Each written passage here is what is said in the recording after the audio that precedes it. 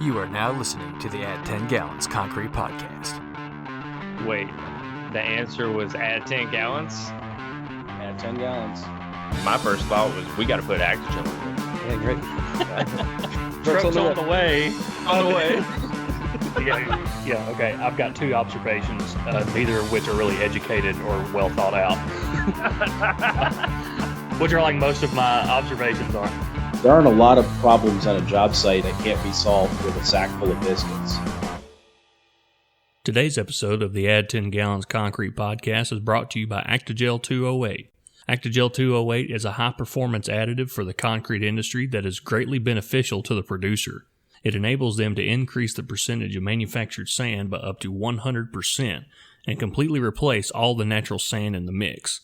In areas where natural sand is scarce, inconsistent, and expensive, this provides a huge benefit to any ready-mix company out there. Benefits of manufactured sand and concrete include consistent air content, improved compaction, and increased density. Now in the past, the downside of using manufactured sands was that they were hard to pump, hard to place, and hard to finish. Well, Actigel 208 solves all those issues. By improving suspension, stability, and the quality of the cement paste in the mix, Actigel overcomes the old issues with manufactured sand and leaves them behind. Let Actigel 208 improve the quality of your mix while saving money on every yard you produce. For more information, visit us at actigel.com. That's ACTI-GEL.com.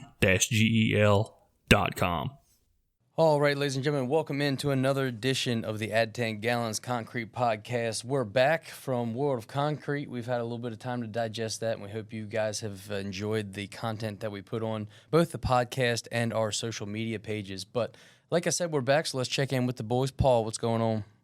Oh, I'm coming in hot from the home office. I got to give a shout out, though. Joey Bell, the World of Concrete video, like when you were with the guy with like the work boots, I mean, goodness gracious, dude, you should have your own TV show. Yeah, I'm only good at a couple things, and I let Josh have all the tech and stuff at World of Concrete, but I do know about walking in shoes, so I took that one over.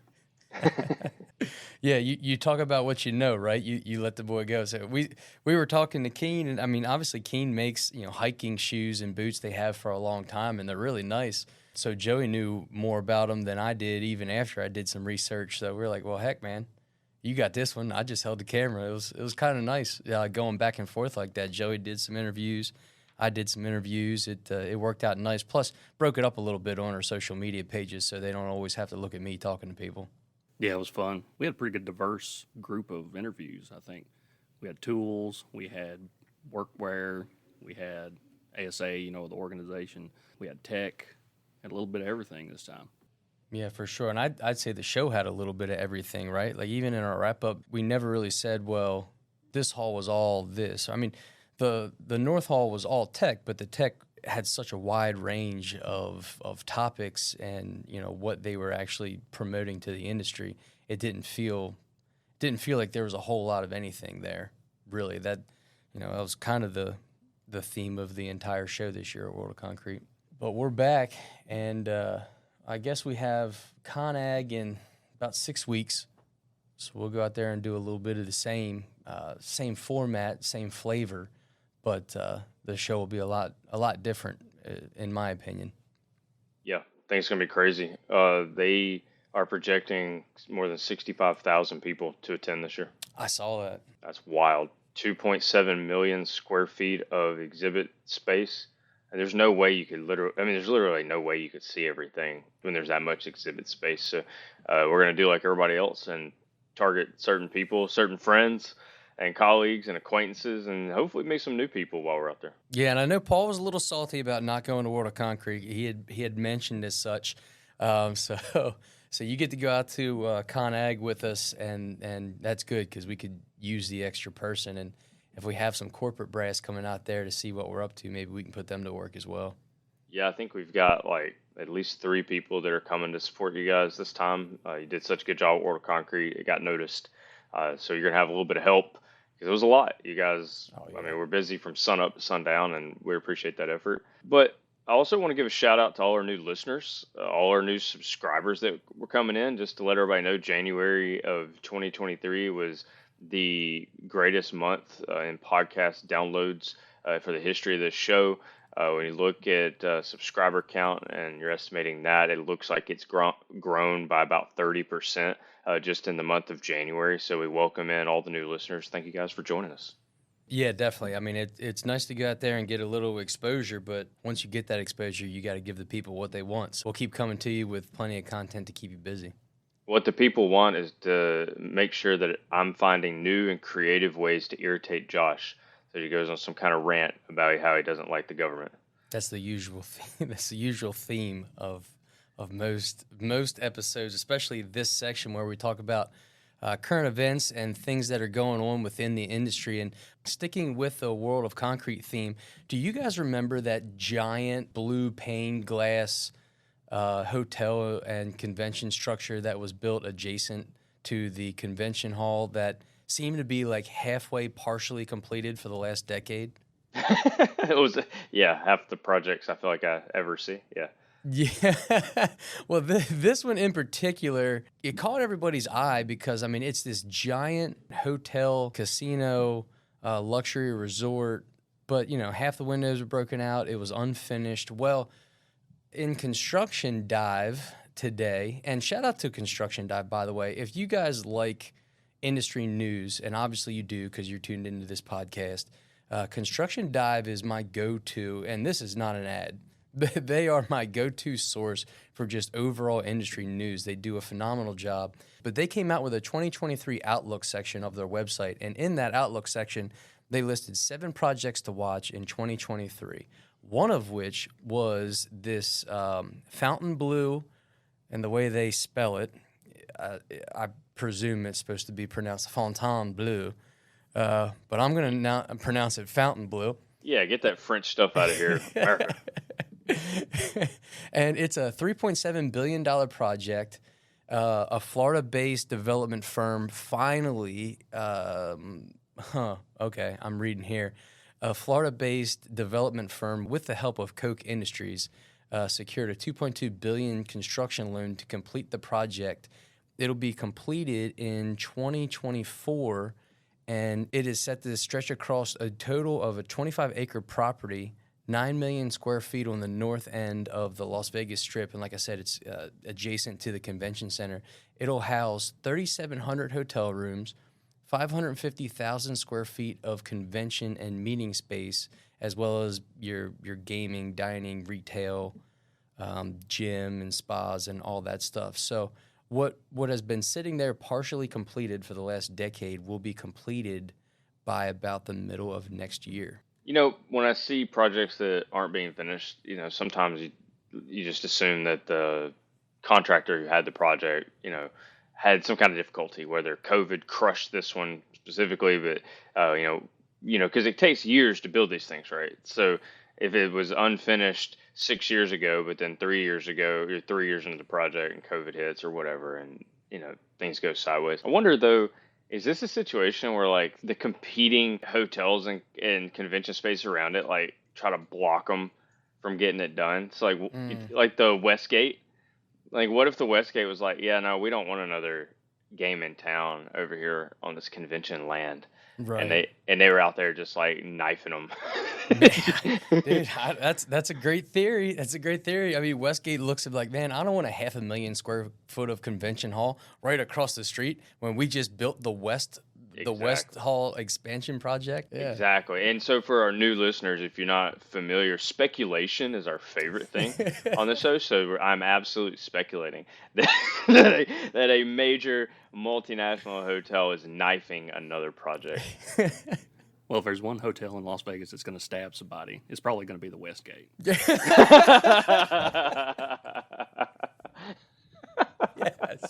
I won't repeat all the stories we have from the Westgate because we've told them on here a few times before, but sorry, Westgate, if you're listening.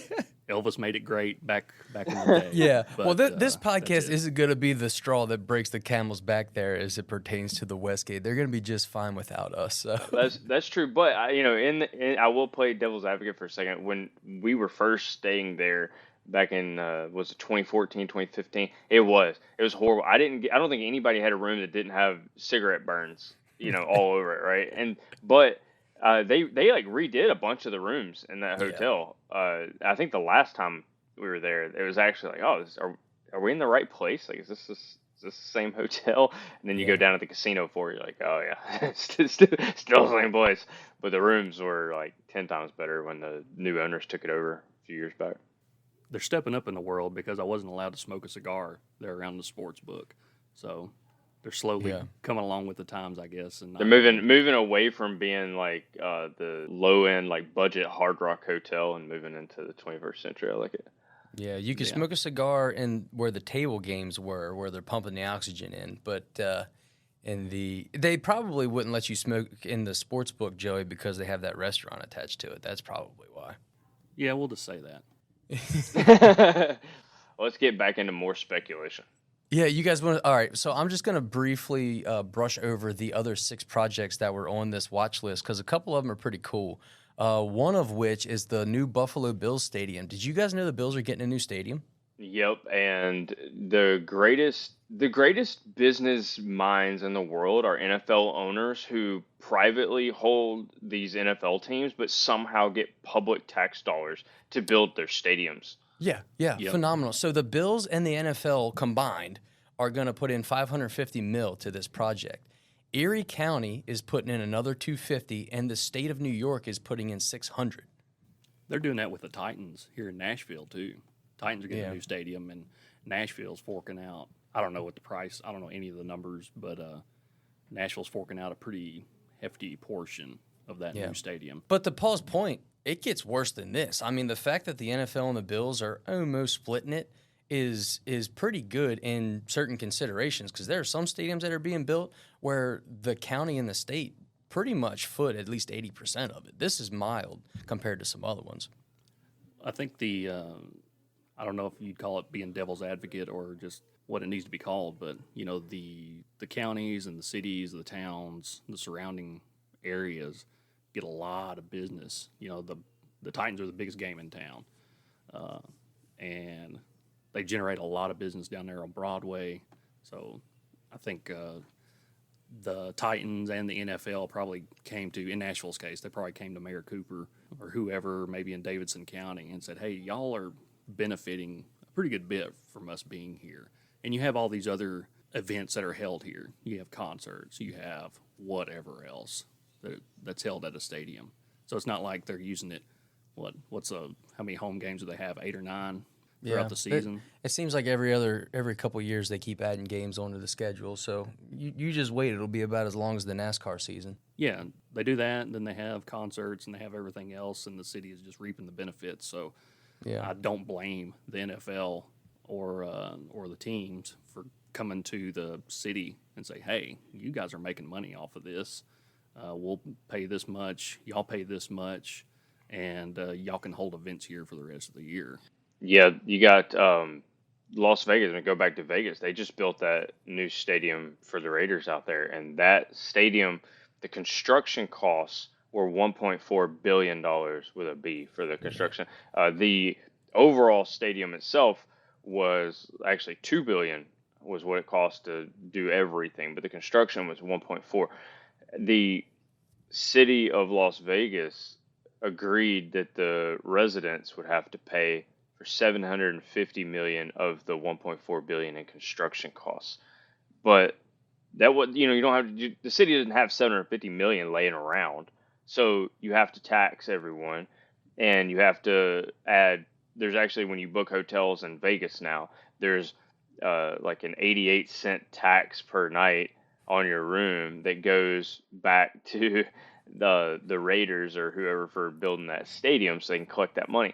Here's a sad part though, is it's a $750 million note that they're paying over 30 years. So it doesn't cost the taxpayers $750 million because there's interest. Mm-hmm. It costs the taxpayers $1.35 billion Right.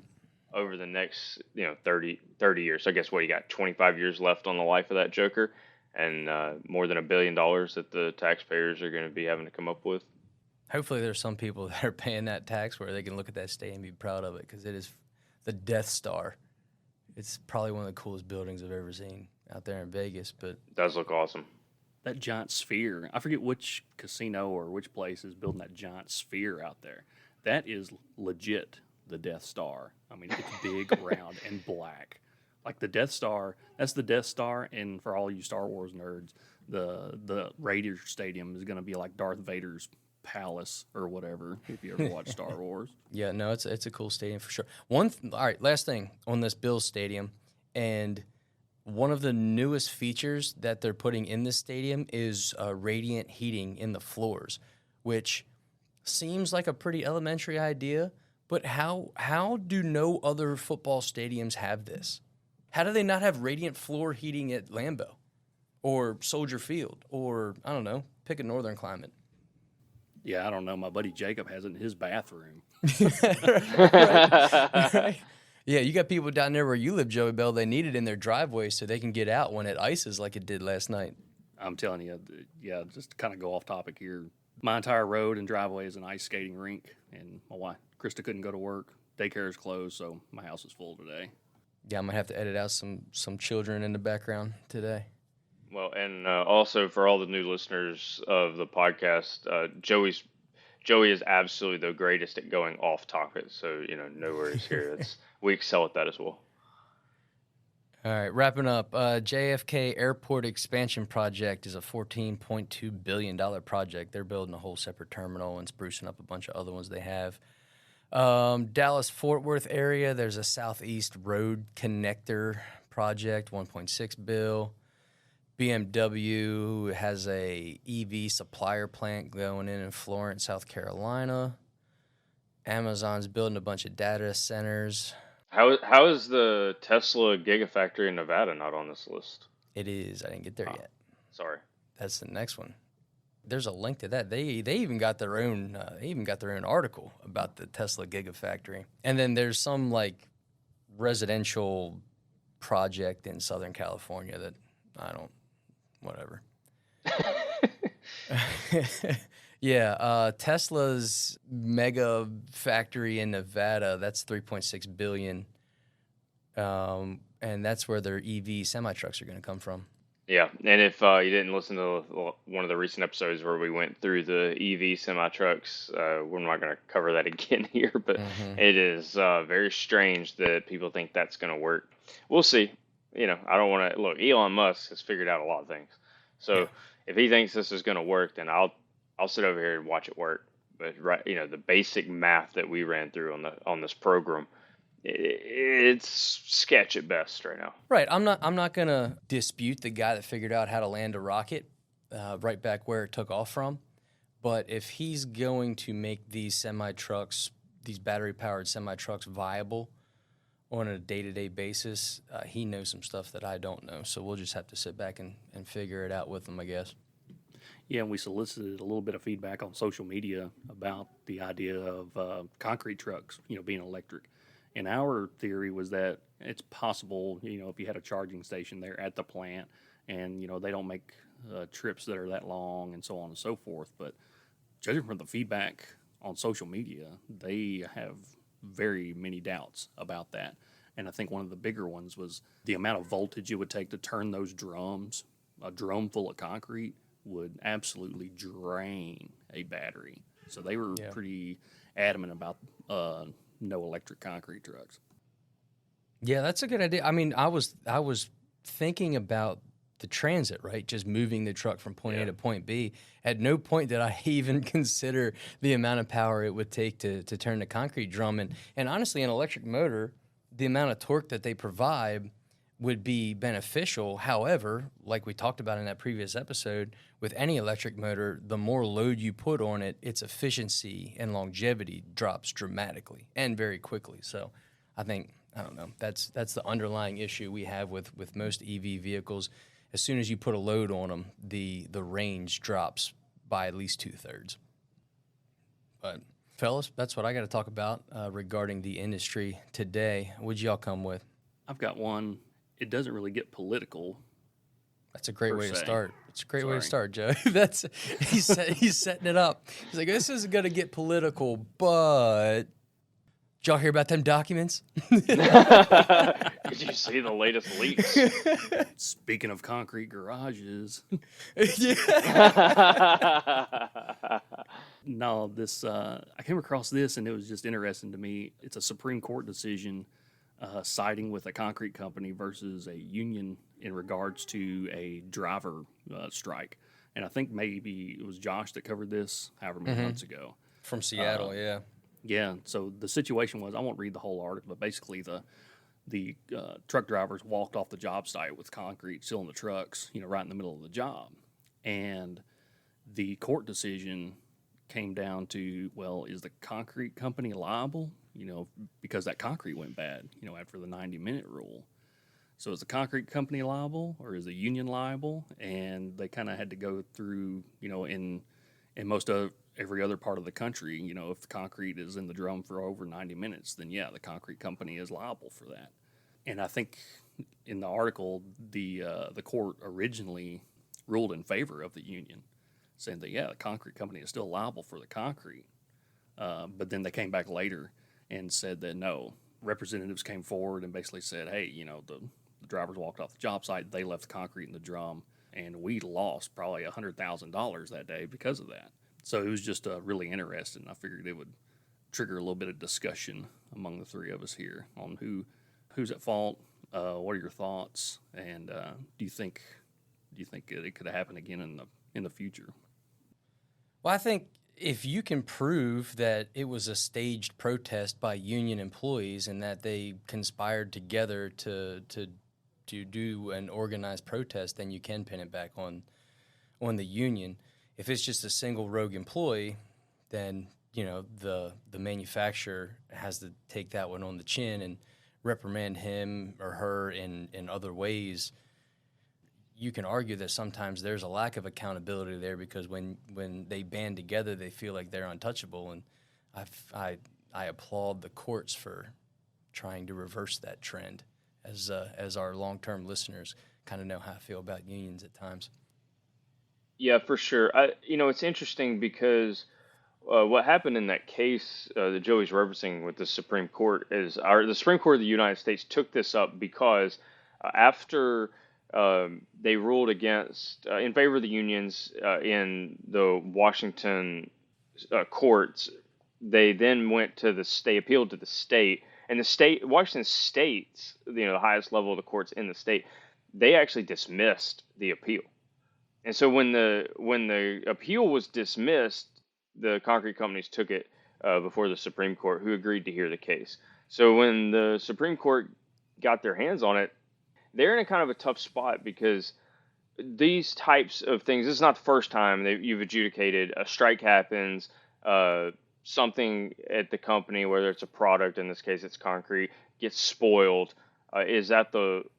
So who's liable for that? And it's almost always been ruled that the union workers are not liable for any product defects that happen in relation to walking off during a strike.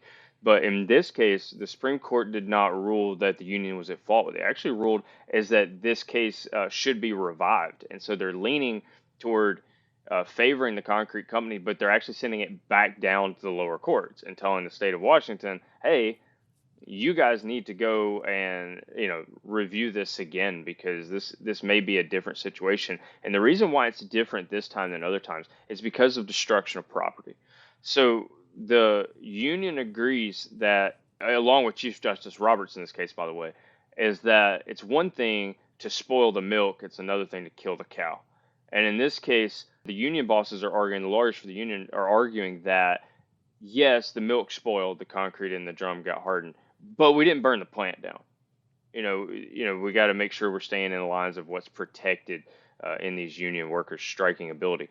However, the concrete company is saying, yeah, you may have spoiled the milk, but we then had to chip that milk out of the concrete truck, and it causes damage to the trucks, causes damages to the job sites. You cause actual physical damage to property here, and so it's a weird case.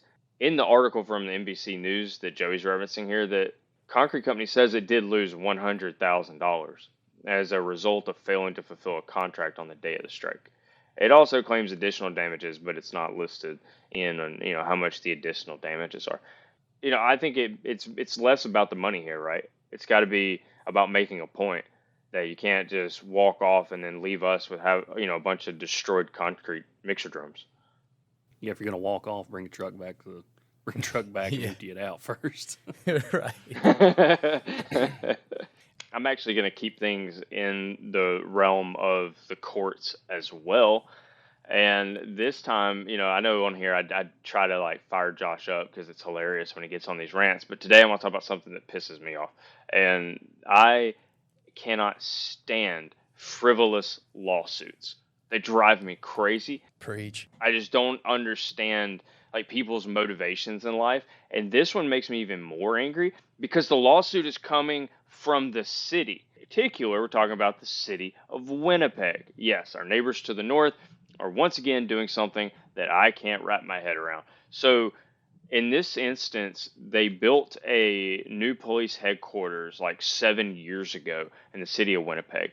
And the city complained that the contractors involved submitted a bunch of invoices to the city that the city then paid, and then realized, well, why did we pay all those invoices? Because they submitted stuff for work that was never done. So now the city, who apparently doesn't have any checks and balances on their projects, whoever's managing that project is just paying every bill that comes in, not actually paying attention. And now the city wants to complain about it, and they go out and they say, hey, this is a problem. These contractors have defrauded the citizens of Winnipeg, and they need to be held accountable. So the Royal County Mounted Police, or whatever they're called, right? The RCMB, the big dogs there in Canada, did a 5-year investigation into this case and came back in 2020 and said, we didn't find any wrongdoing, or at least they didn't charge anyone with wrongdoing in the 5-year investigation. So what does the city of Winnipeg do? They sue them anyway. They sue the people involved and say, we don't care what the police investigation found. We're coming after you anyway. You owe us money. And so all these tons of contractors are listed, by the way. Contractors, subcontractors are listed. And so, they're having to deal with going to court and defending themselves after already not being charged from a 5-year investigation from the RCMB. Wait. So who's the prosecutor here? The city of Winnipeg is going after these people who have not been charged. Well, yeah, man, it's easier to go to court when you're using someone else's money to do it. Dude, unbelievable. So the reason this is in the news today is because the city of Winnipeg just had to drop charges against some of the people that it filed against. And of course, they didn't say why they dropped charges, but the people came out and they're like, yeah, we didn't do anything wrong. They sued us, and we had all this documentation showing we did this work, we did that work, we billed you exactly for this, and you paid us exactly for that. Like, please leave us alone. So the city of Winnipeg, you're on my last nerve right now, and I don't even care about your city. So, matter of fact, I hope that a countersuit comes out of all of this. But we have friends in Winnipeg. Actually, the lady who did like the photography for my wedding is from Winnipeg. We've got customers in Winnipeg. I like the people of Winnipeg that we know. The people we know from Winnipeg, we actually really like them, right? And so the city is doing those people we like a disservice by wasting those tax dollars to sue people that looks like might not have done anything wrong. Yeah. Well, I mean, I can relate. I used to live in Baltimore. I got a lot of friends in Baltimore. I hate Baltimore. And all of and every corrupt politician that's from Baltimore is partially the reason I don't live there anymore. So yeah, two things can be true at the same time. Yeah, when I learned about the Baltimore rain tax, you get taxed when it rains. Like, that's unbelievable. Yeah, my favorite is the rampant police corruption that's actually famous in many TV documentaries. But when I used to tell people I lived in Baltimore, they're like, "Oh yeah, I've seen The Wire," but yeah, it's all true, every bit of it. Speaking of two things that can be true at the same time, you can have a friend in the concrete industry, a real advocate of the art, if you will, and he doesn't have to be in the concrete industry. That is today's guest. We have Ron Macken on the show. Ron, actually the owner of Lightwave Laser. Lightwave Laser actually is exactly what it sounds like. It's metal art, and they use CNC lasers to cut out metal patterns for decorative industrial pieces, among other things. However, Ron, as he will describe, is from California, and his house survived. His in-law quarters did not. So after the recent fires came through his property, he started looking at better ways to make residential housing. And of course, he landed on concrete. So he's a true advocate of the art, and he's done extensive research on the pros and cons of building stuff with concrete, more specifically residential housing. And we get into the weeds with him. And for a guy that isn't, quote unquote, in the industry, he knows his stuff. Yeah, I think it's great that we can have people on this show who do come outside the industry with an outside perspective. And what was good about Ron is he didn't come in with any bias. He wasn't biased for or against 3D printing. He wasn't biased for or against cast in place versus precast. He went through as much as he could on the pros and cons, the cost, install time, and just looked at everything. He said, what is the most optimal option to build a concrete home? And when the concrete home is done, it will have the properties to potentially stand up to these wildfires. So it was really great to hear his perspective on that, and I hope everybody enjoys this interview. Yeah, exactly. So without any further ado, here's Ron Macken. Y'all enjoy. All right, welcome in to the Add 10 Gallons Concrete Podcast. We are here on our interview portion of the show. Today, we have a guest who comes a little bit outside the world of concrete, but he has wedged his way in, Mr. Ron Macken. Ron, thank you for joining us. Oh, thanks for having me. I really appreciate what you guys have done with the podcast. You put a lot of great information out to the world, and it's just super helpful. So thanks. I also wanted to thank you, Paul. I really appreciate your help on a technical side, and also just your encouragement and support as I'm kind of moving forward with all this stuff. Yeah, no problem. And just for the audience's sake, Ron and I connected. He found the podcast in its early days, reached out, was very encouraging to us about our show, and he had questions about concrete mix designs. And some of that we're actually going to delve into here. And so for those who aren't familiar with Ron, he recently appeared on the Concrete Logic podcast, a 2-part episode. I encourage anyone who has not heard Concrete Logic, check out their podcast. It's a little bit different from ours, but Ron's episode was very informative. And so we're going to go over a little bit of that here, and then I got some different questions that Seth over there did not ask, so we're going to get into a little bit of that. And so to start off with, Ron is not a concrete guy. He comes from a different world, but he became a concrete guy. Ron, why don't you tell people what your background is and what the business is that you run now, and then how in the world concrete became something that was so important to you? Right. Yeah. So my day job is I'm the owner of Lightwave Laser, which we laser cut decorative metal and wood panels, typically found in restaurants, hotels, casinos, and now senior living is really big for us. And so we're in Northern California. So my journey with concrete started a little bit over 5 years ago. There was the Tubbs fire in Santa Rosa, which 5,300 homes burned down in 2 days. 22 people were killed. I live out in the country. Amazingly, my house survived, but my mother-in-law's granny unit burned down. And so after going through that experience, I was just really determined to rebuild in a affordable and resilient way. So I started off just kind of, my background is partly industrial design, product design, that kind of stuff. So I essentially started thinking about homes from a design standpoint, and pretty much, started looking at anything I could find. And no surprise to you guys, I ended up with concrete as the absolute best material to build an affordable, disaster-resistant house. So that's my journey, and it's been really great. I have to say, I mean, the industry that I'm in with interior design and architecture, like, people tend to not be that helpful. And I've just been blown away by how helpful people in the concrete world have been. And, even something like World of Concrete, I can go and take classes there, and they're taught by, complete experts. So I just don't think that is typical for a lot of industries.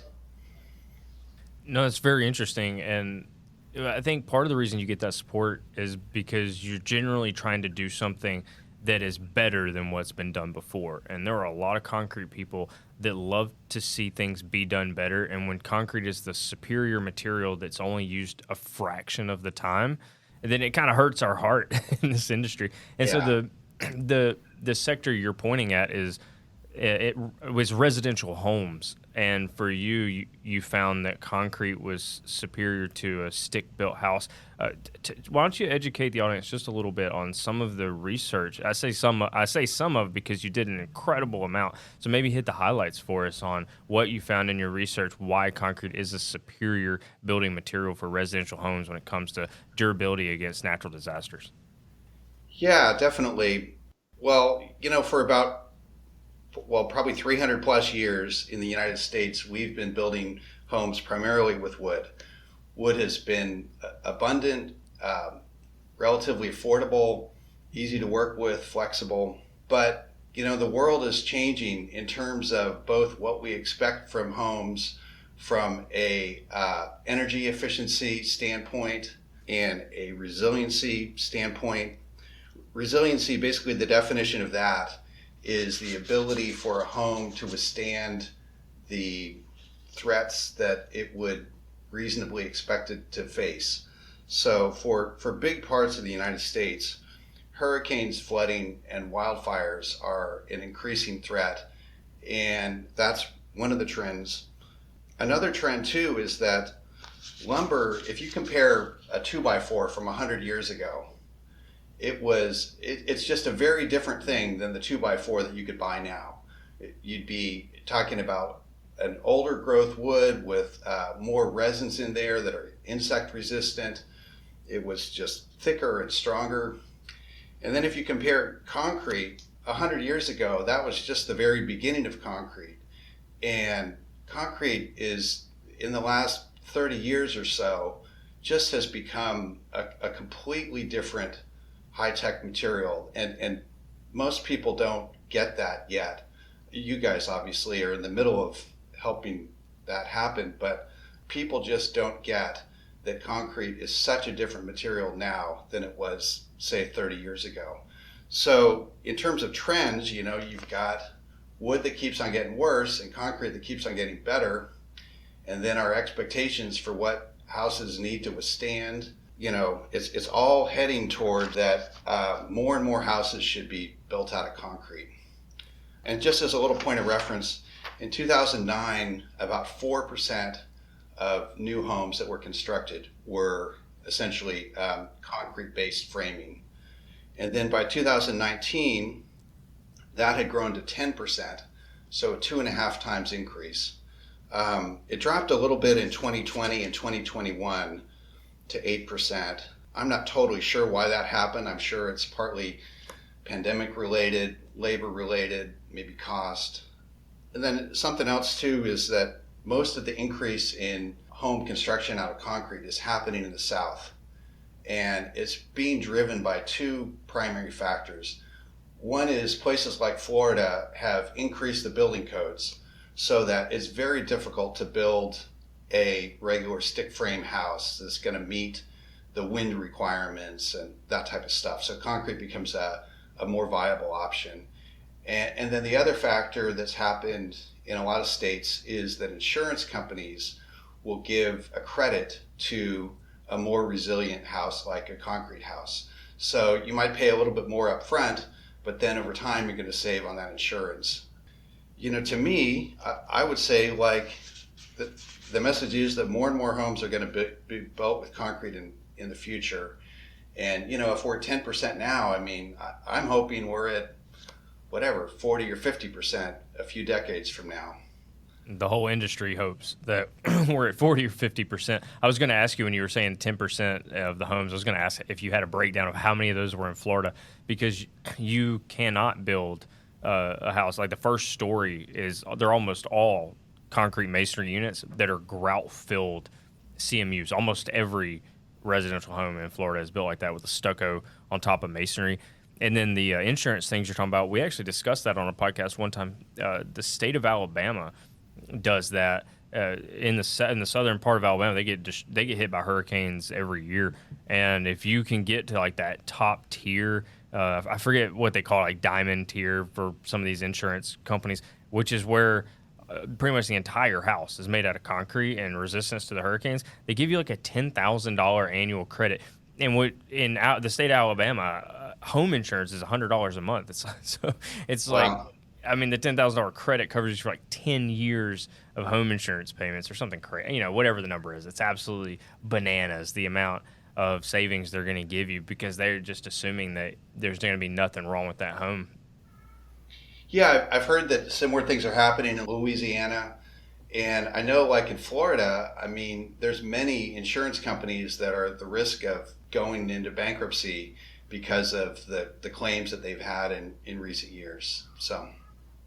Yeah, but so it's in Florida, the concrete homes are CMUs, grout-filled CMUs, but that's not what you're expounding on. You did a bunch of research, not only that concrete you thought was the most resilient, but you went into which types of concrete and which building methods you thought were the best. And could you just tell the folks here what you found? Yeah, sure. So the process was, for me, the criteria was it had to be more affordable and resilient. So that was the first kind of big criteria. So basically there were 7 types of concrete homes that I took a look at. Cast in place, there's precast panels, which are pretty commonly used, but they tend not to be more affordable. You've got the expense of cranes and transport and lots of stuff. Concrete blocks, obviously the most commonly used.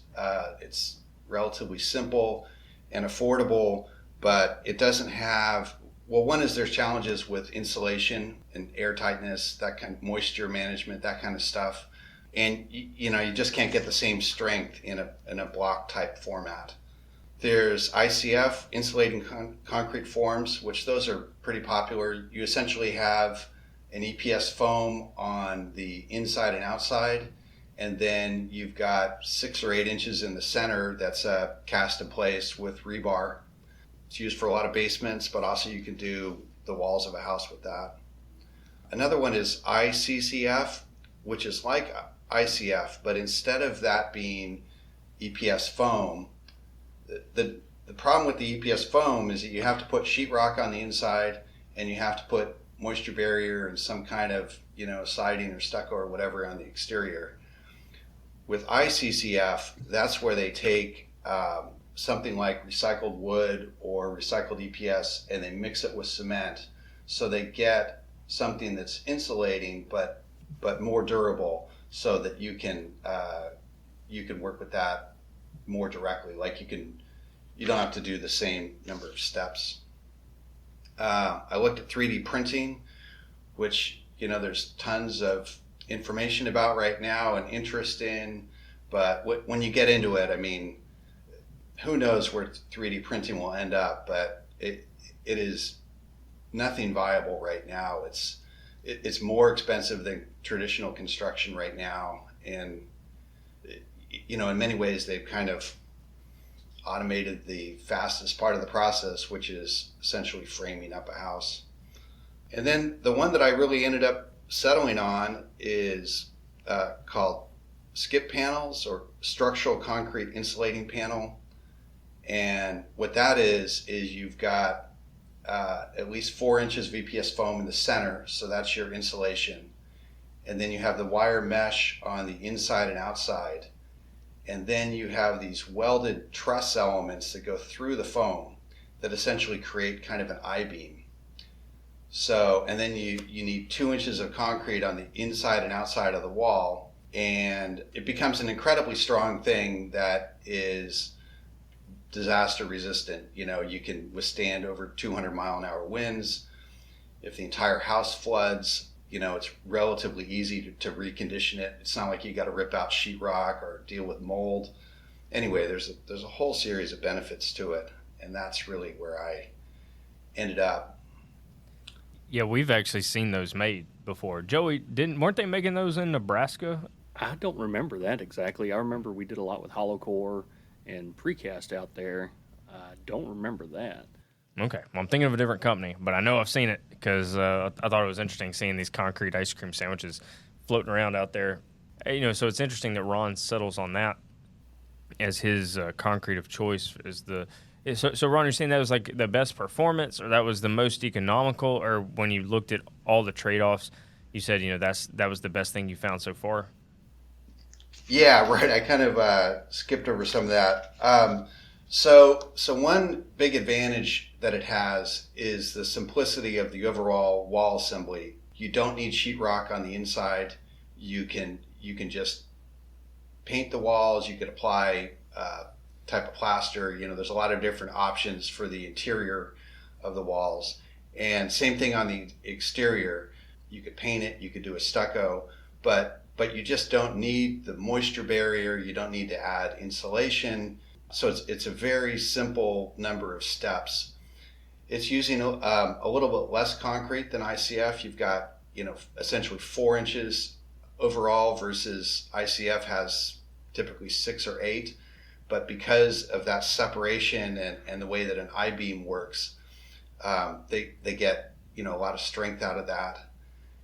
And it's less expensive than ICF. I mean, the cost of these skip panels is under $7 a square foot. And if you're applying only 4 inches of concrete, I mean, your cost really for building the shell of a house is pretty affordable.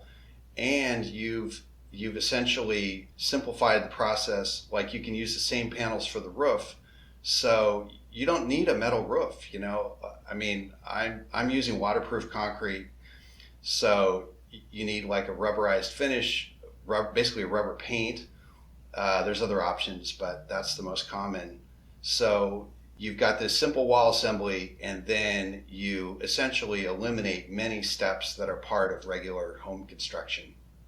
Ron, you answered a question that I had, and it was if you were using these walls for just the exterior portion of the house, and if you were going to use these for interior as well. But it sounds like the interior could still be just your regular, 2x4, 2x6 studs from the sounds of it. Yeah, you've got 3 options. You could do 2x4 framing for the interior walls. You could do steel framing for interior walls. Or they have a different version of the panel that's non-structural, where essentially you have 2 inches of foam and 1 inch of concrete on the inside and outside. So you end up with a 4-inch thick wall. I would say most commonly would be either a 2x4 framed or a steel framed, because then it's easier to run electrical and plumbing in those interior walls. So I'm a little bit unsure of why we need the foam. Are we just eliminating weight? Is that the point? So it has some insulation value, but mostly eliminating weight, because I figured that just the solid concrete wall is going to do just as good with insulation and R values. Am I missing something? Yeah, no, you need the foam for insulation. Concrete has a value of around R1, which means about 1 per inch of thickness. And EPS foam is an R of 5 per inch. So with 4 inches of foam, you've got an R20, and then you get another 4 out of the concrete. So you get an R24 wall, and you don't have the thermal bridging that would happen, say, with a regular stick frame house, where the wood conducts more heat than the insulation. In terms of energy efficiency, there's also 2 other factors that most people, when they think of energy efficiency, they're mostly thinking about the R value. But as the building science stuff has advanced, they've really realized that air tightness is as important as the R value. That's a huge advantage with concrete, because concrete is just naturally airtight, where if you're building out of OSB and moisture barriers and all this stuff, it's really hard to make it airtight. And it requires more skill. And then the other advantage is the thermal mass. So because you have that 2 inches of concrete on the interior of the building before you're insulating foam, then when those walls and roof get up to temperature, it tends to kind of maintain that temperature over time because you've got all that thermal mass. So that one is not as easily quantified in the normal kind of energy efficiency, but for people who have an experience of living in houses like this, they see it as a big plus, that it's just comfortable all the time and takes very little energy to heat or cool. Right. But as far as the construction method, so you laid out several different types there of concrete homes, different ways to build it, some of the advantages and disadvantages. But are you familiar with how they build the big box warehouses with tilt-up panels? Yeah. Has anybody looked into doing that for residential homes? Where essentially they pour, in fact, I mean, they use these same panels. I would say the largest use for them right now is for tilt-up distribution type center warehouses. And so what they do there is they will basically lay the form down, and then they'll pour the concrete on the ground like a slab. And they can do the other side too, and then they do a big crane and tilt it up.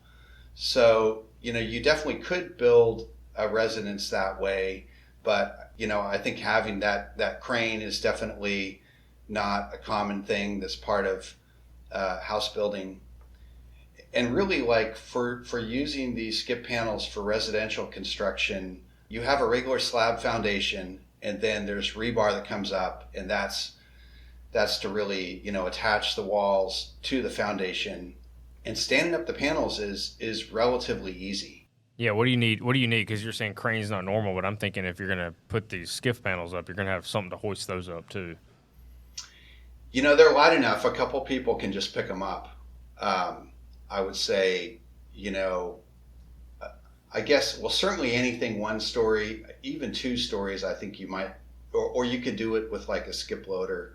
But yeah, regular, some of the panels that I have are like 11 feet tall, and I don't know exactly the weight, but it's very easy for 2 people to move those around. Are you able to discuss anything about the mix design, or is that something that you kind of keep internally there? Because that's something that would be really interesting to me. I'm happy to talk about that. My motivation with this is there's like a business aspect to it, but I really believe that the world needs more concrete homes, and I'm happy to share information with anybody who contacts me. I mean, I'm hoping that 20 years from now, we're talking about all the homes that are being built out of concrete, hopefully with this system. So as far as mixed design, well, one aspect we haven't talked about is that the normal way that people apply concrete to these skip panels is they use like a low velocity sprayer. So similar to shotcrete, but shotcrete is kind of like a fire hose when you need more of a garden hose. These panels, I mean, a regular shotcrete setup, you could push the panel out of square, and then rebound is a big issue. I mean, I'm sure if they were putting Actigel in there, they would have less rebound, but... Attaboy, Ron, attaboy. Hey, you got it. That was well done. But yeah, we're actually familiar with the low velocity sprayers as well. For anybody in the audience who hasn't seen those, garden hose is actually kind of the right word. It's kind of what it looks like until you get to the pistol. There's 2 different types of grips. There's a longer one, a longer gun, and you'll see those a lot of times on guys that are doing like plaster on the sides of houses. They might be up on a roof, getting the second level of that roof, and it looks more like the AK-47 version. And then you got the 9mm version, which is a pistol. That's what they call it, is the pistol. And you see that a lot in GFRC, so glass fiber reinforced concrete building. When they're building those panels, you'll see that pistol that it is handheld, can be operated pretty much with one hand, and even has the ability to feed the glass fibers as a strand and chops up those strands into the mix. So yeah, interesting that you're familiar with that, because that is a niche That I mean, you're really going niche when you're talking about that type of application process, Ron. Yeah, I mean, I heard about one job where they built with skip panels, and they told me that 30% of the concrete ended up on the ground. They were having so much rebound, So if you're trying to save money, I mean, that's not the way to do it. Plus, when they use regular shotcrete stuff, they have a big crew, because you got these ready mix trucks coming in. They got to get that stuff out of the truck and on the walls quickly. So they might have a crew of 12 or something like that, where if you have a low velocity sprayer and if you're site mixing. So basically I started down that path, and I have a low velocity sprayer, and I had a lot of trouble getting consistent results with the mix. So the problem is that, like, on the one hand, you have to pump it through the hose, and the equipment that I have is not really high power.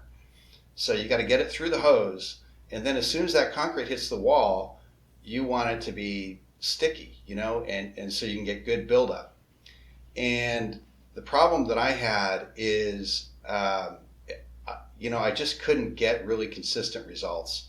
I think part of it had to do with the local sand that's available, and all that type of stuff. No, Ron, you just got everybody's first lesson in concrete, which is how come it's different from load to load. Yeah. And that's how we keep QC managers on their toes. Right. Is the differences in load to load. Yeah. So, in order for this to be widely adopted, you need people that don't know a lot about concrete to be able to get trained and learn how to do this. And so after my experience with that, I eventually decided, this is not a easy, repeatable process. So I need to back up and think about other stuff. And so what I'm doing now is I've developed lightweight steel forms that are hanging on these skip panels. And then I'm pouring SCC concrete inside the forms. And Paul got me started with the mix design, and then, of course, I had to tweak it based on what was going on.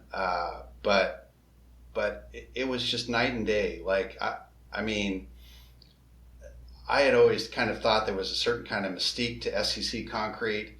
And once I started working with it, I realized, like, this is so easy. Like, you can put a little bit more water in, a little bit less water in. Obviously you're going to have an impact on strength, but there's a wide range where this mix works really easily. So that's where I'm at now.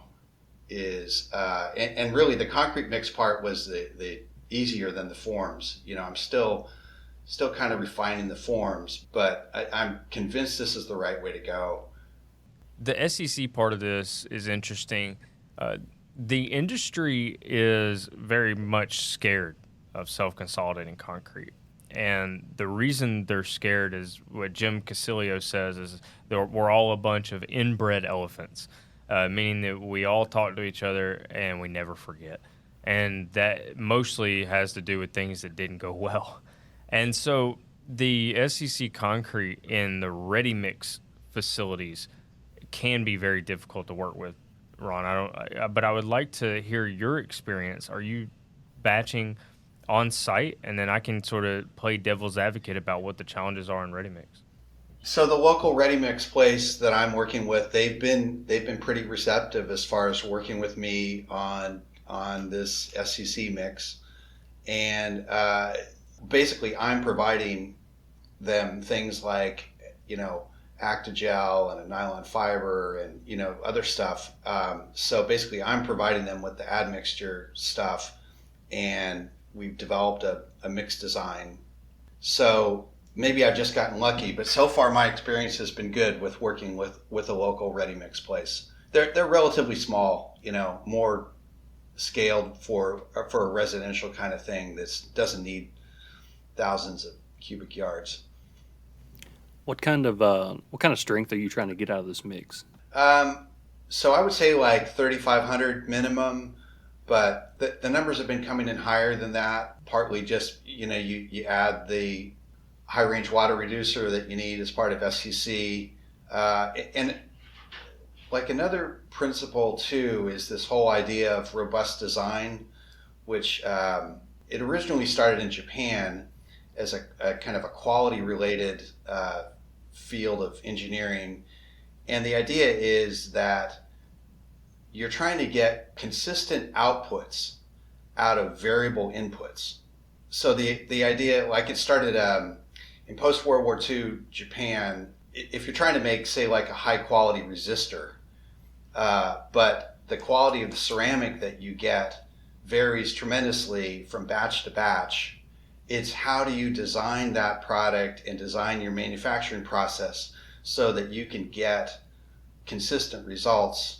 So, I think of it as a really useful thing for the concrete industry because sand and aggregate is different everywhere. And then the people that are working with it, there's just a lot of variables, but you're trying at the other end. So basically with my mix design, because I'm not using a ton of stuff and the cost of the concrete compared to the cost of building a house is relatively small. So, I can put in a few $1,000s worth of admixtures, and if it makes that concrete easier to work with and stronger and more consistent, it's absolutely worth it. So I've got everything in there. I've got Actigel. I use 1/4 inch nylon fiber, carbon nanotubes, and then waterproofing, and the high range water reducer, and a little bit of air entraining. So I got a bunch of stuff in there. But the thing is that it makes it so that you get this really consistent, strong thing, and it's testing out at over 5,000 psi. And that higher initial strength is also helpful because it's helpful to get those forms off quickly. So you need enough strength so that concrete can support itself. Yeah, the traditional SCC mixes that are coming out of ready mix plants, they had two additives. They had a viscosity modifying admixture in conjunction with a high range water reducing additive.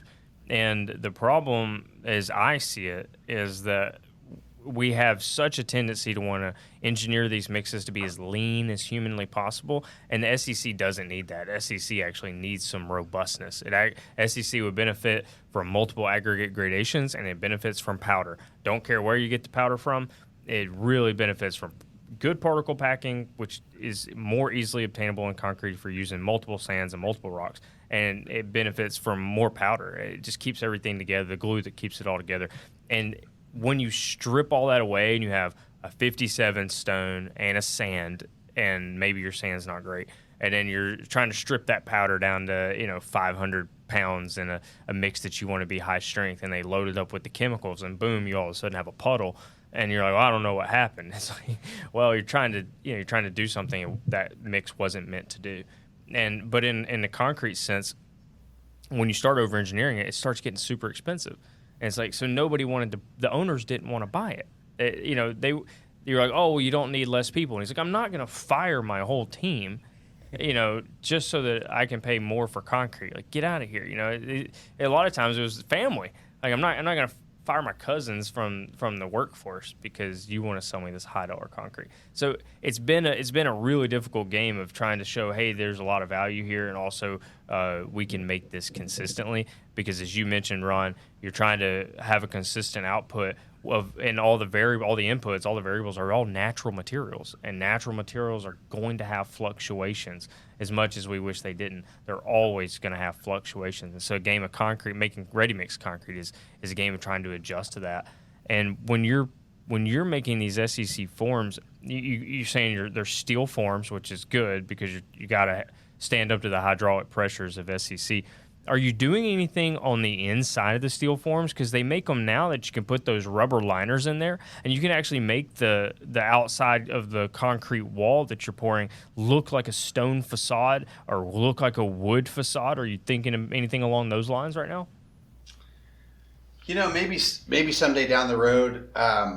So we have this big laser metal cutting machine So we can cut those forms, and then we have in-house powder coating.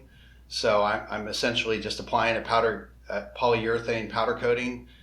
Yeah, so it's great. I get to just make them all in-house and get these nice smooth walls for now. Something like that I think is possible. Jumping back to, from what I can tell, if you compare the cost of concrete now to pre-pandemic, it's gone up, over 20%, somewhere 25%. Does that sound about right to you guys? I know it varies from region. It's about not only is it about the region, but the two big drivers right now, the cement has gone through the roof, and then how far are you having to haul your sand? And so it's really the trucking and the cement prices are just killing everybody right now. Right. And with those increased prices, I mean, what's happened to demand for concrete? Look, I'd love to tell you that it went down, but everybody that we're talking to, when you talk about, there might be a recession coming, they're like, yeah, okay, fine. Like things are so overheated. They're like, it'd be nice to get Saturdays off for once. So the people we're talking to aren't seeing a slowdown in the business, and not seeing it yet. But that's part of the reason they've been able to push these prices, because they keep pushing these price increases, and everybody just keeps taking it. So until the industry pushes back, you're not going to see any relief from that. Yeah, right. So my point is that concrete's such an amazing material that even when these prices increase, people just keep on buying it. So there's this disconnect. You've got the ready mix people who will scream over pennies, but when you come down to the people that are actually writing the check to pay for this stuff, they've been able to absorb those cost increases, and these projects are still going forward. I mean, I get that there's the economics. I mean, if you're in the ready mix business and you're competing with other people around town, and if yours is $1 per yard cheaper, like that might be the difference between getting the job or losing it. But really, I mean, for consistency and strength and durability and long-term life, I mean, we should be spending more on concrete. We should be making better concrete that's going to last longer and is stronger and can withstand, and is easier to work with. I mean, I will say, like, Actigel is completely amazing. Like, any mix that I put that in is better with Actigel. Maybe you need it, maybe you don't, but like, it's always better.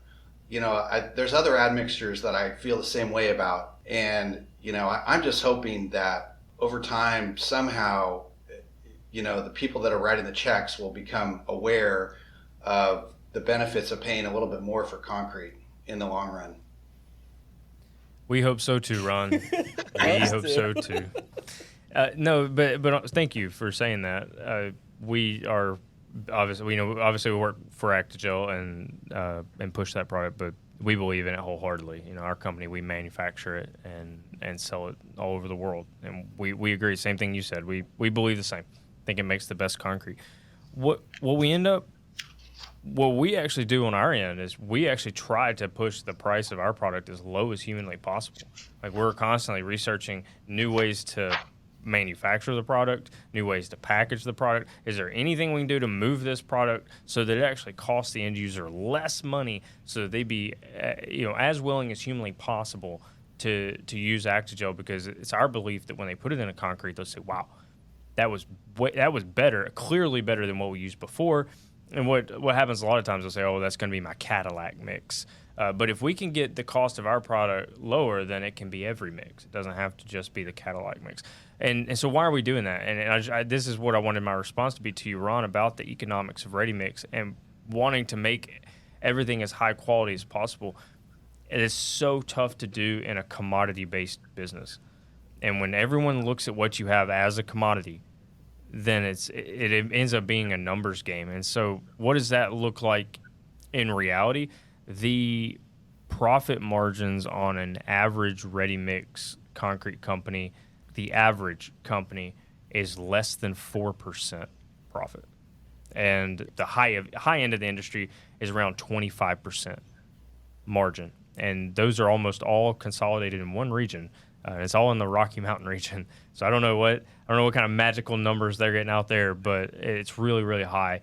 And you can go into places in the Southeast United States that are like 2% margins, and the industry is less than 5%, and that's not great. that's not great. That's restaurant margins, and so it actually is always interesting to me how many restaurants go out of business every year. It's a ton. Very few restaurants open and stay open. It's very, very few in relation to how many end up being open and how many stay open. But concrete's not really that. You open up a plant, that plant's there for a long time. So I don't know how they're making magic there. Maybe the restaurant business needs lessons from us in selling commodities. But Ron, that's where we end up being. So you end up trying to put extra things in there, carbon nanotubes, these other specialty admixtures. And next thing you know, you're not $1 more when you're doing a carbon nanotube. You're Right. $10 more or something. And you're like, was that really worth it? Well, it can be. It can be make or break. It's hard to go down $1 or increase your cost on the cost of goods sold for the ready mix producer and not pass that along. It could be, make or break on your business that quarter. So just from the devil's advocate standpoint, that's what those guys are dealing with on the ready mix side. Yeah, well, maybe that's an advantage with concrete homes is that the cost of the concrete is a very small percentage of the overall cost of building that house. So, it is different than a parking garage or something where you're using, a lot of concrete.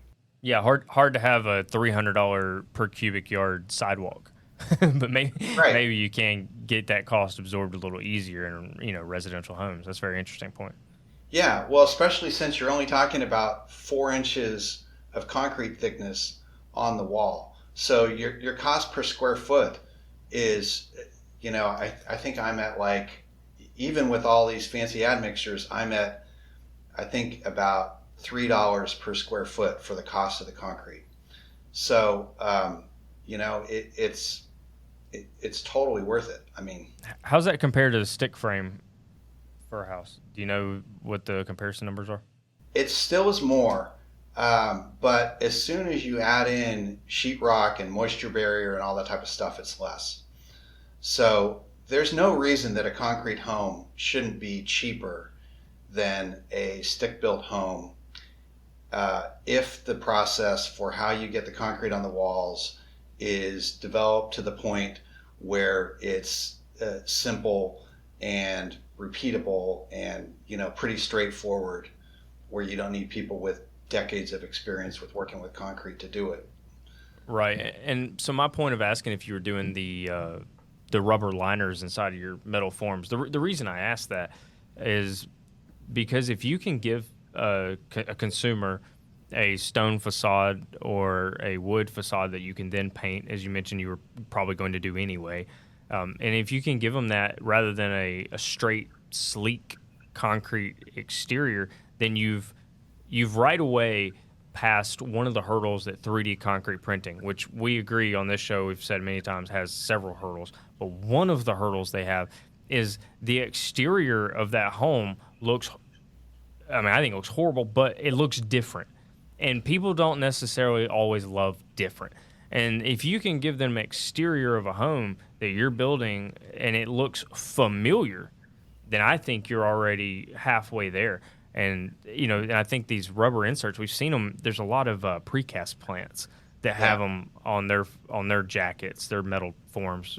They put them on the inside of their jackets, and they look really good. I mean, they look really, really good. I think it's something that could get these skiff panels, up to the next level, Yeah, I agree. Yeah, I mean, I do have more information about companies that sell that rubber so that you make your own forms and everything that I plan on researching down the road.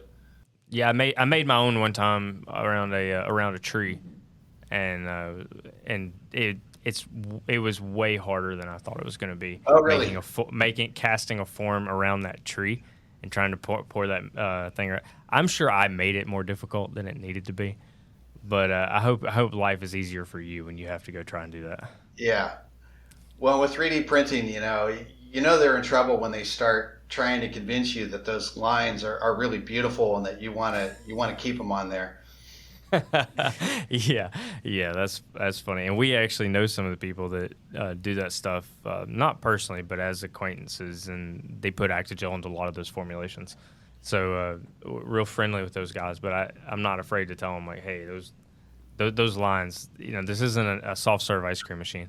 Like this is somebody's house. Like let's make it look nice. And I think if you can make it look traditional, even better, right? And what you're doing there might have that opportunity, Ron. Yeah, no, I'm super excited about it, and it's going along really well. Maybe I'm just an optimistic person, but I don't see any reason why it's not going to work. I mean, it's not going to work the first try, but I'm very confident that this will end up being a less expensive, better way to build houses. Well, at the end of the day, you have the best thing on your side in this business, and that is that you have time. Your number one job, you're not waking up like, oh, I have a concrete company and I need to make this work today. You're like, I have a laser cutting. We cut metal signs for different industries. Like, that's my business. And then while I'm doing that, I'm going to work on this other thing and I'm going to get it to maturity. And I think a lot of times in this business, people don't have time.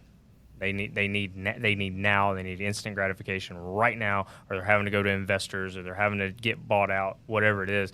And it just becomes a horrible cycle of them needing more money, and eventually they end up never making the thing that they desired to make, and you end up not seeing the change that we want to see. I think, Ron, you're in a position where that's not your case, and so you have time and you can do this the right way. Yeah, and I can go through iterations, and it's pretty inexpensive. I don't have a crew. Like, if I have problems and I'm scratching my head trying to figure out stuff, I don't have a crew of people that's costing who knows how much per hour that are waiting for this problem to be figured out. So, that's something that I want to do, is get all this stuff nailed down before, I'm into having that crew standing there. It's just a better way to do it.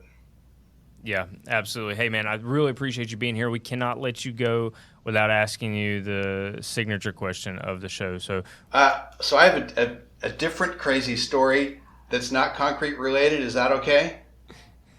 Hit us with it. All right. So years ago, we were moving this engineering department from one building to another, and we had a bunch of big heavy equipment, big CNC router and things. And normally we'd move this stuff ourselves. We had experience, a group of people that were used to working together.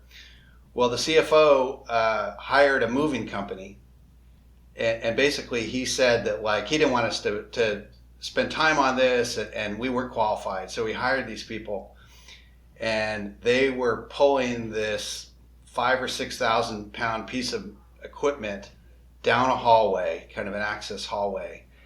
And I was like, this doesn't look good. There was a guy along the side. The entire machine tipped over against the wall. And for a second, we thought this guy was dead, that he had been crushed. It turned out that his head went through the sheetrock. He happened to be between the two studs. If he was 9 inches one way or the other, he would have been dead. But instead, his head went through the sheetrock. He was fine, and they called it a day and walked away. Nobody got hurt.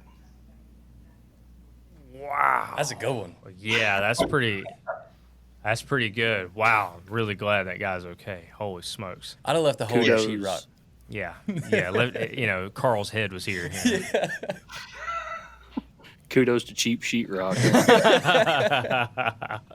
That's not FR rated sheetrock. Well, the one time it's a good thing that the studs were 24 inches apart instead of 18 inches. That's great, man. Appreciate that. Joey, did you have anything else for Ron before we let him go? Nah, nothing else, Ron. Really appreciate you being here. It was interesting to hear about the process and the mix and everything like that. Thanks for answering all of our questions. Yeah, no, thank you. Ron, thanks again, man, for coming on, educating the world about concrete houses, all the different methods, and what you found through your research to be the absolute best thing. Wish the best for you, man. Stay in touch, all right? Thank you. Thanks for having me. And I'm happy to talk with anybody who's interested. Absolutely. Thank you, guys. Yep. See you, Ron. All right. That's it. And that's all. One final thanks to Ron for all the insight into what could very quite possibly be a very innovative and groundbreaking way to push the residential housing industry forward for the concrete industry as a whole. And we're certainly interested, and we'll be keeping an eye on Ron's progress and might even have him back on the show to give us an update as he progresses through his process. As always, hit us up on social media. Always keep a lookout on our Instagram, Facebook, YouTube, and LinkedIn pages as we're updating those daily with clips from previous shows and teasers for upcoming shows. Also, keep a lookout for all of the content that we're going to be posting as we begin to post weekly on Tuesdays with single segments about certain topics that are hot button topics in the industry. And then we'll also be bringing our full-length guest interview podcast episodes. We'll keep those coming as well. But we're going to try to push out some more content for you guys. As Paul said at the beginning of the episode, we have plenty of new listeners, and our downloads have really skyrocketed. So we certainly appreciate each and every one of you. Make sure to leave us a review and a 5-star rating. Tell a friend about us and tell them that they can get this podcast wherever you get your podcasts. Just go on there and search Add 10 Gallons, and you'll be sure to find us. So until next time, y'all be good.